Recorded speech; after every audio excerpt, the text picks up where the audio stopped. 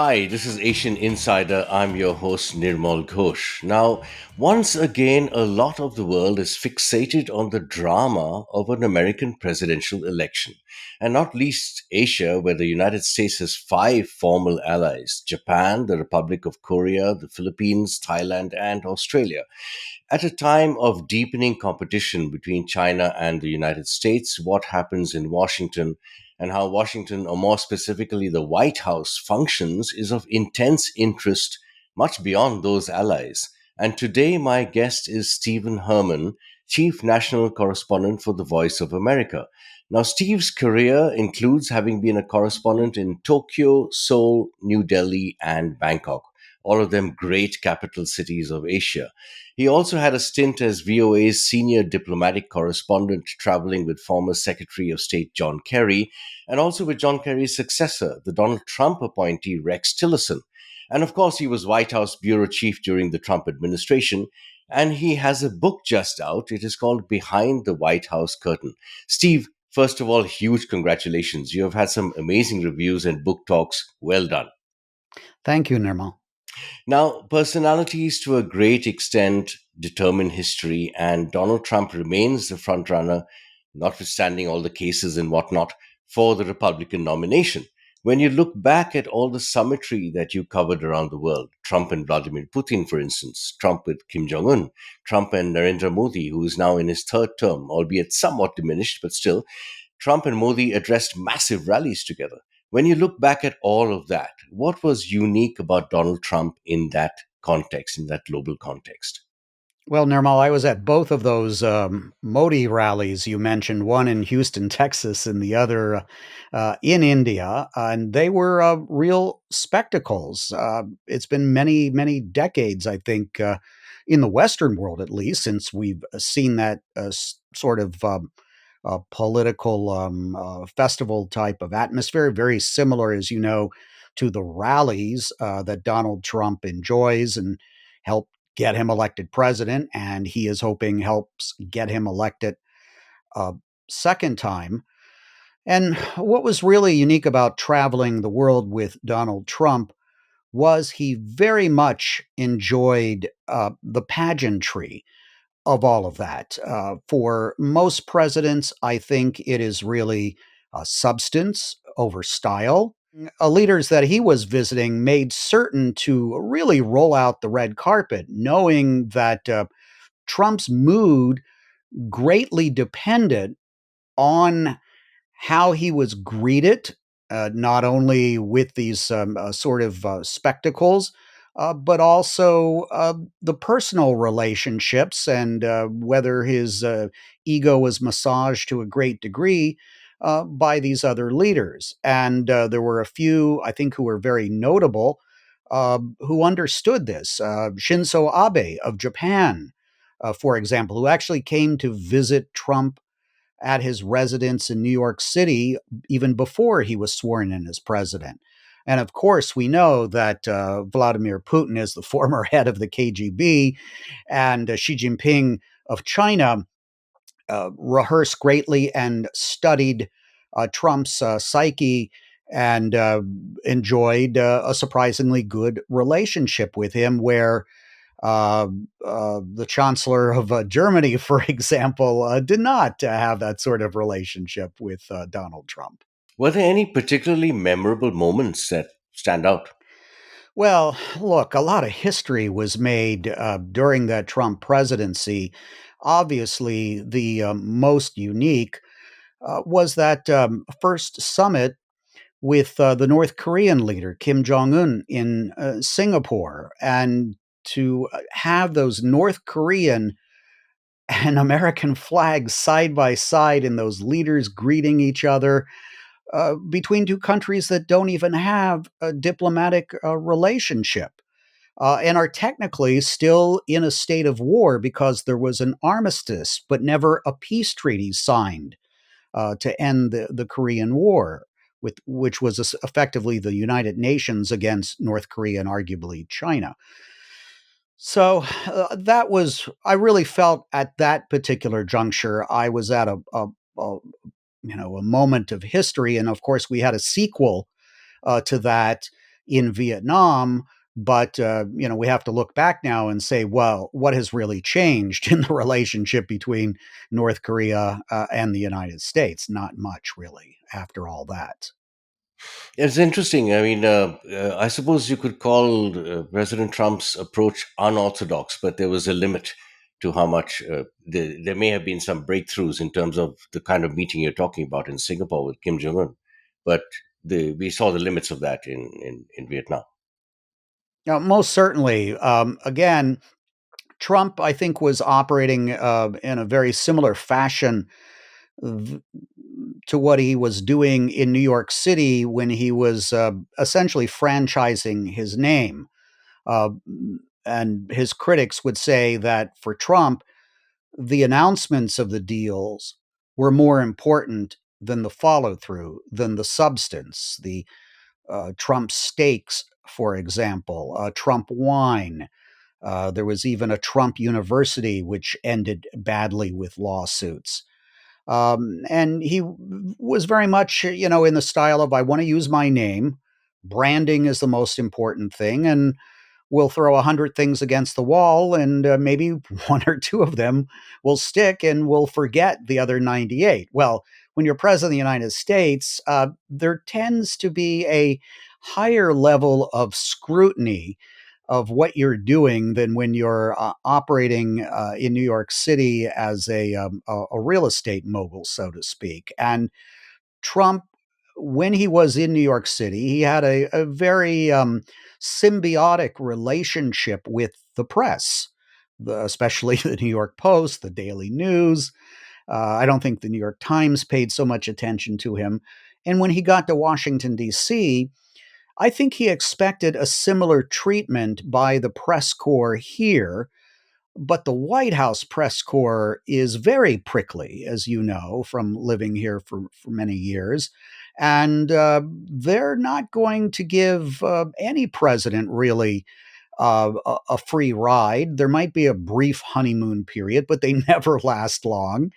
And I think Trump was surprised and really offended uh, by the type of treatment that he got from very early on in his presidency. Right. So at his rallies and so forth, he used to call the media an enemy of the people. He had obviously clearly a troubled relationship, to put it mildly. He would deride the media at his rallies. I was, at some of those rallies as you were. How unusual was this? Could you put it in context historically with American presidents and campaigns and so forth? Sure. I went back for my book all the way to the second administration of George Washington, where there were some Republican newspapers in Virginia that were calling George Washington incompetent, senile, full, corrupt, and a traitor. And we hear familiar language by the opinion press these days, whether it's against Biden or Trump, and that's probably why George Washington decided not to run for a third term. And throughout history, there have always been, with some of the more prominent presidents, periods where there was this sort of hostility and outbursts. Even mild mannered Harry Truman uh, had a sometimes a bad relationship with the press. And Richard Nixon, of course, was very famous. He had an enemies list of journalists, and really, I think, wanted to send some of the reporters to jail that were criticizing him. And he is the one who almost ended up going to jail within the Watergate scandal, but he was pardoned by his successor, President Gerald Ford. So, in that sense, it wasn't unusual, wasn't unprecedented to see what we saw during the Trump administration, but I think it was a higher volume and much more sustained. And you mentioned that phrase, enemy of the people. That really took a lot of journalists aback when he used it. And I did a story about that as soon as he said that. Uh, to put it into a historical context at the Voice of America, and pointed out that this was a phrase that Joseph Stalin had used, the dictator of the Soviet Union. And when that phrase was used against you in the Soviet Union, it had very dire consequences, and a lot of people that we interviewed did not think, even if Trump was trying to have some sort of semantic flourish, that he should not be throwing around these very dangerous phrases. But of course, as we know, that plays very much to his base.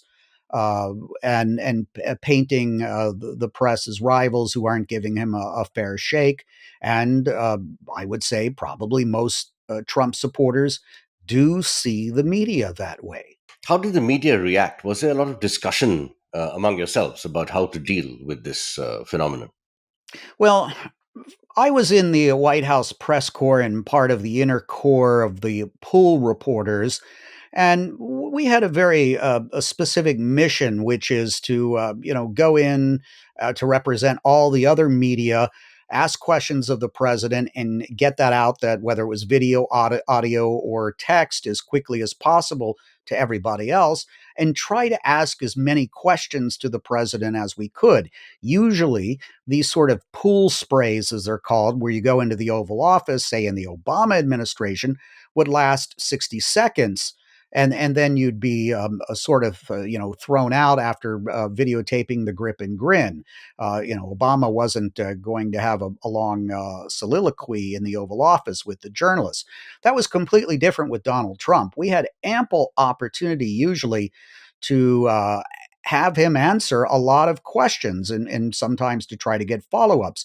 So in when you have very limited engagement, you might gather beforehand and say, okay, what's the most important question that we want to ask? And, who, have maybe one of the favored reporters would throw it out.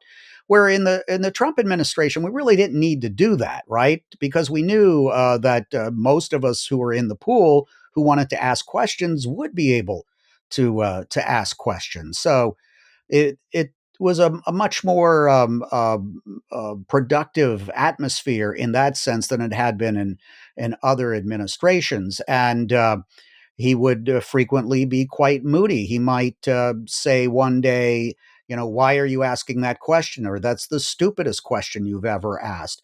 I had him sometime, one time say to me, that's the best question you ever asked. He was being sarcastic, I believe. So he would always try to throw you off. You had to ask questions, I think, especially when we were outside with the Marine One helicopter blades, the engine rotary roaring, to get in a question that was 7 words or less. Because after you said about 3 or 4 questions and he was trying to figure out what you were going to ask, he would cut you off and start answering it. And you might not get a follow up in that situation. So you had to be very tactical with your questions to keep them short. But some people were just, of course, with their questions that they would shout, just trying to rile him up, which wasn't always productive. President Joe Biden, the more conventional relationship has been restored. Um, any Were there any lessons learned by the media from covering the Trump administration? You've spoken about some of them, but any sort of tailback still?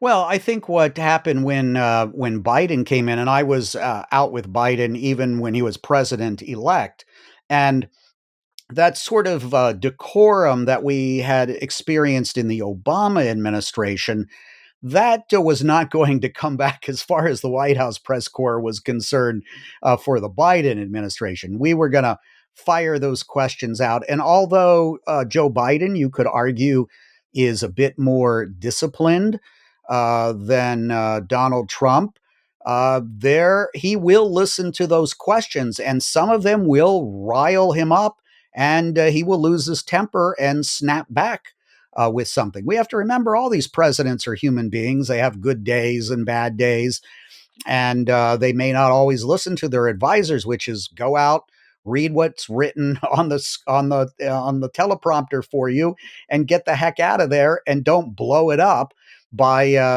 answering, making an off the cuff remark when a reporter gets you upset. Donald Trump was very susceptible to that, and a lot of the messaging that White House was trying to discipline and use to show that it was doing something effective got blown up very, very frequently. So there's more discipline in that regard with Joe Biden, but much to his dismay, there's a lot of focus, especially by the conservative media in the United States, in not what Joe Biden is saying, but how he's saying it. They'll chop up a video to make it appear like he's stumbling or sometimes physically stumbling as well. There's a lot more emphasis on that. Of course, that also happened with Donald Trump as well. So it works both ways. Right, fascinating. Steve, you have deep experience in Asia. In your experience working with the Voice of America across Asia, how have you been received or perceived by the governments of the countries you have worked in? Well, in many of the countries that we were working in, Voice of America was a known entity and I think respected to some regard because it has a legacy going back to the early 1940s and broadcasts in dozens of languages. So a lot of the leaders or people that were in the cabinets knew Voice of America and had been back in the day a listener on shortwave of VOA, although most of what we do now is on television, online, and streaming apps and all that. There is still some radio. So that I think gave us a little bit of advantage. But even when I went to North Korea, where I did not expect of a very warm welcome. We were treated in a civil manner, and even the people that I dealt with from the Korean People's Army, the North Korean military, acknowledged that they listened to VOA, but of course. They thought I was CIA, and that even CNN took its orders from the CIA. So they had a very warped view of what Western media is all about. But even in North Korea, they knew who we were and acknowledged to being listeners of our content because we do broadcast in Korean as well. Talking about Western media, from an Asian perspective, the American media in particular is often seen as very professional and admirably free, but also somewhat self absorbed. I'm curious as to your impressions of the media in various Asian countries that you have worked in, given your vast experience in Asia. Well, I don't think it's monolithic whatsoever. It was unique in each country, of course. In India, for example, the world's largest democracy, I remember going to a vehicle launch. It was for that, what was it, the Tata Nano car or something like that in Mumbai. And I counted them, there were 75 television cameras there. So, it was vast, it was huge. And the number of newspapers that were on my desk in Delhi every single morning. And people were very, very absorbed in what was going on, not only in India, but around the world. Um, South Korea, where I was based as well. I would say the media had a very pugilistic relationship with government officials there. Reporters were very aggressive. I would give them mixed reviews there for their, professionalism. Some of the reporting would get quite sloppy, and Japan, of course, where I would go out on a shoot, and NHK would show up with a crew of seven, just vast resources. Or I remember, I think you were there with me in Nepal. We were covering an earthquake, and NHK comes in with an army and hires up every vehicle and fixer, paying five times the rates of everybody Yes. else. Hmm. So, they were, very, very well equipped, very well financed. But what I saw with Japanese reporting, for example, there was an emphasis on what I would call data. They liked numbers, and there wasn't a lot of perhaps what we would call contextual reporting. It was very much data reporting.